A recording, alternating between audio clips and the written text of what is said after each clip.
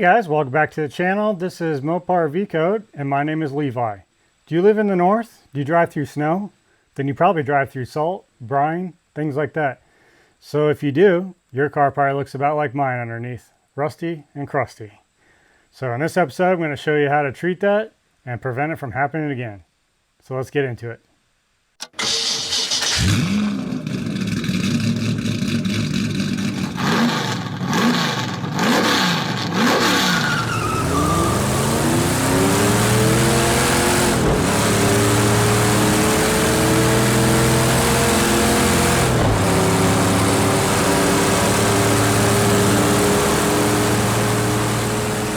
Alright guys, so this is what I got for you. This is the product that I've researched and I've kind of come up with, or decided to go with. It's a Cosmoline type material. So like on some of the older classic cars, Mopars, your lower control arms are actually dipped in Cosmoline back from the factory. So same kind of material, may even be the same company, I have no idea. But this is a black variant. Original Cosmoline was kind of a clear slash yellow or kind of a dark brown, but kind of translucent. And the idea of Cosmoline is it's kind of like a waxy material. So it's actually not a paint. It doesn't get hard, which is good for undercoating. You want your undercoating to have some kind of forgiveness, if you will. So it can take like rocks and things like that. You don't want it to chip. But what's nice about Cosmoline over some of the other undercoating that I've researched, like Wool's wax or things like that, that stuff is always constantly gooey and greasy. So you go to work on your car or anything like that, you're just covered in the stuff. Even heard of some stories of where mechanics at some shops refuse to work on vehicles with that kind of undercoating just because it's a complete nightmare sometimes to work with. So I'm hoping this product, once you apply it and it sets up, it firms up. So it's not really it's soft and pliable, but it's not easily wiped off. So you can actually work on stuff and not get completely covered in the gunk. So my process for this, we're going to start off by power washing the vehicle underneath from the front to the back. Crawling around on a creeper, it's a dirty job, but this is where prep is worth it. We're not trying to paint it, so we're not trying to get the frame rail or underneath the thing meticulous. We're just trying to get it clean enough to where this undercoating will bond and provide a good protection for years to come. So we'll hit it with the power washer, get all the dirt and grime knocked loose. Then we'll hit it with some degreaser. This is just a simple Zep brand degreaser. There's several out there. Purple Power is a good one. Anyway, we'll put it in a sprayer, spray the whole underneath down, all the frame rails, especially underneath the engine where it's greasy sometimes, and on the front axle, all around all the disc brake areas. And then we'll let that sit, and then we'll hit it again with the power washer once more and knock the rest of that off. So now we'll have a fairly clean, fairly degreased base to work off of. Let that dry. Once it's dry, then we'll hit it with this product here called Ospho. I've actually never used this product, but I've heard good things about it. So I wanted to try it and see. That's one thing I've noticed watching some of these other undercoating videos and just reading on some of the forums.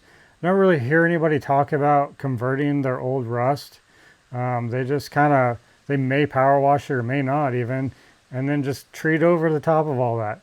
That just seems like a really bad idea to me. I mean, you're just kind of savoring that rust and that crust underneath all that undercoating. So I feel like this is a good option, and I'm curious to see how it holds up and how it actually treats the rust. So what it does, I guess I should back up. Ospho is a rust converter, so you can spray it right over rust. They prefer you to knock off at least the flaky stuff or anything chunky. But I didn't really see anything like that. I had a lot of just surface rust. It wasn't really like a flaky type of rust. So not a very severe rust. And this is the perfect product in my mind for that. You want to keep in mind though, using Ospho on an auto body or automotive project can work, but you really need to kind of do your due diligence on getting it removed from any kind of panels or anything like that afterwards. It'll do a great job converting it back to a solid state steel, rust free. But if you're trying to apply an epoxy paint or some primer over the top of it, you could have some kind of lamination issues. So you may want to do your research on that. But for this product, I have no concerns with this product adhering or bonding.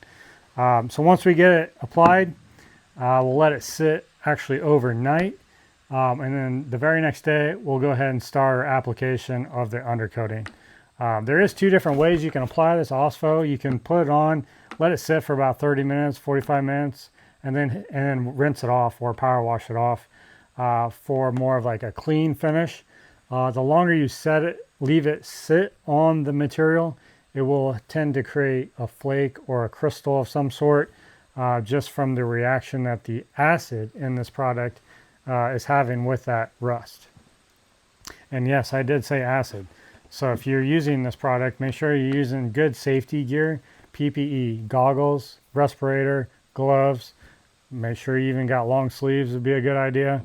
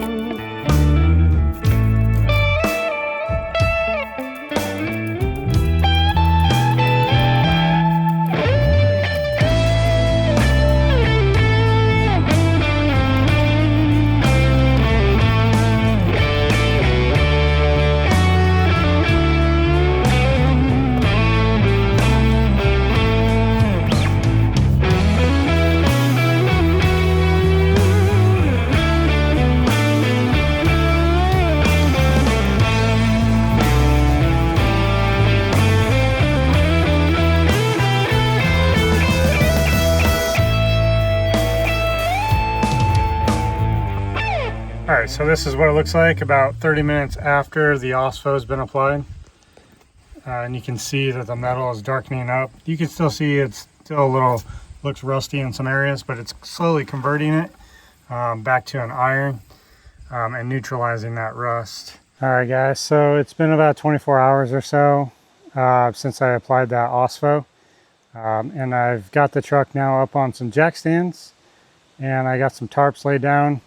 But before we start spraying, I want to show you kind of what that Ospho does to that rust. So here's a quick look at some of that before we start applying the Cosmoline. So you can see it turns it quite a bit darker in color than it was prior. And this is just Ospho. This is no other treatment on here. So it doesn't completely like eradicate the rust to a point to where it's not visible really. You can still see it looks kind of rough and textured, so if you're expecting it to strip it down to bare metal, that's not what it's going to do. Alright, let's get started. We got our PPE, we got a full Tyvek suit, respirator, glasses. I got all my cans laid out here, kind of warming up in the sun, just giving them a good shake. And let's get started. I gotta start right here.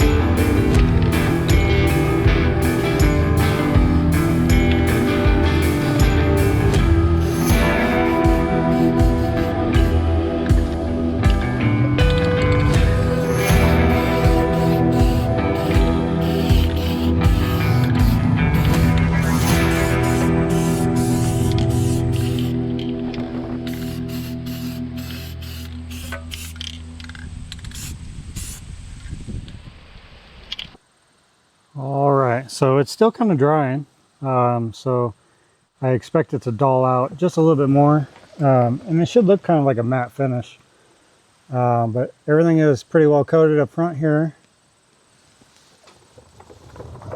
I even got the new springs covered up so they don't rust so bad this time. But you can see it's not like perfect. There's runs, places and stuff like that. I'm not too concerned about it. It's going to be covered in dust and dirt. But I went ahead and treated the underbody here all the way out to the rocker. But on the inside here, I just kind of focused on some of the seams. This side's a little drier, so it looks a little more matte finish. And I think it turned out pretty good myself. Pretty happy with it. But yeah, you can see it's not like a high grade finish by any means. It's just coating it to prevent it from corroding again.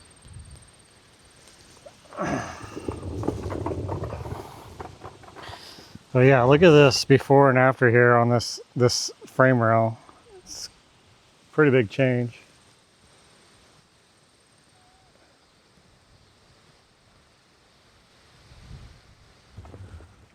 This all looks really good too here. I got some overspray there I need to clean up.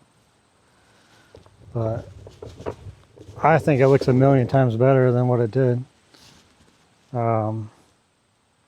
It's not perfect, but it might be a good idea to do your new vehicle before it gets too rusty. But I went ahead and did the whole floor of the truck bed. It was starting to get a little surface rust on some of the seams and stuff, so I just coated the whole thing. Could have probably saved myself a can or so by not doing that and just hitting the seams, but yeah, just get a couple more cans and finish it off. Really the only thing I didn't get coated very well was those skid guards that I removed off of the underneath the transfer case and stuff like that. But yeah, I got this all coated up. Went up there quite a ways. So hey, that's gonna do it for this one. I just want to let you know real quick, I used about 12 of these cans, and again, this is the RP-342 Cosmoline undercoating. Honestly, I could have probably used 13 to 14 cans, at least the way I was doing it, and that's the entire frames, the axles, front and rear, and then I actually was coating underneath the, trying to do the floor as much as possible. So this got me the entire truck bed underneath and outside the frame rails on the passenger and driver side, all the way out to the rockers.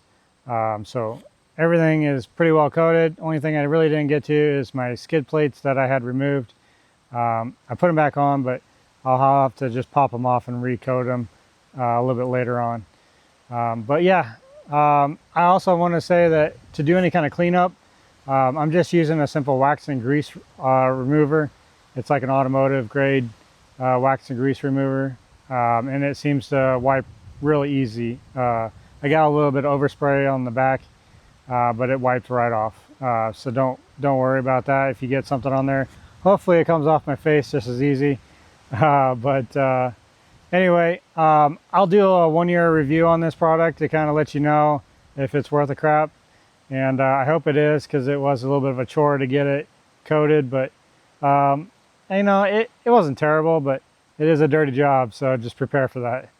But until next time, guys, we'll see you.